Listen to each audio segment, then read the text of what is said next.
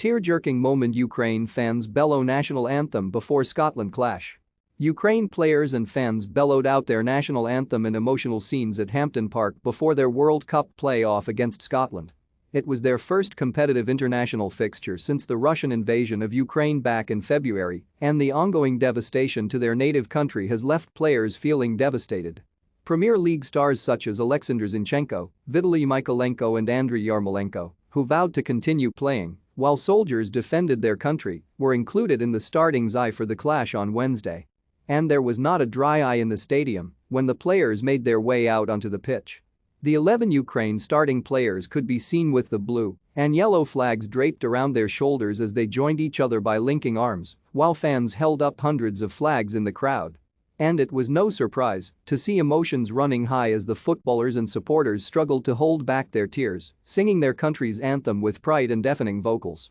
Ukraine fans in the stands were captured on camera singing at the top of their lungs as they belted out the song, and Scotland fans showed their class with a generous reception when the anthem had finished playing.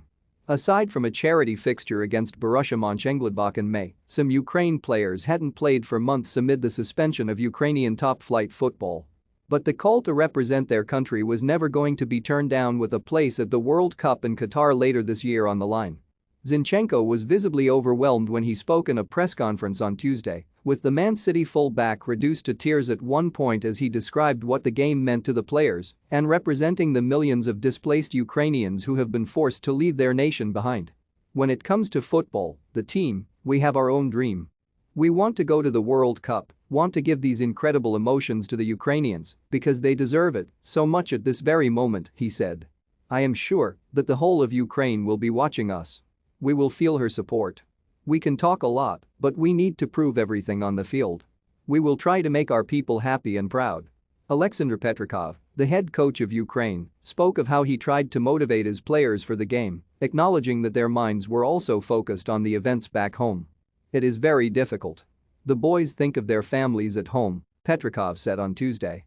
I had to joke, tell them that we have our own war on the football field. They are good, they listened, they prepared, so we approach the game in a fighting mood.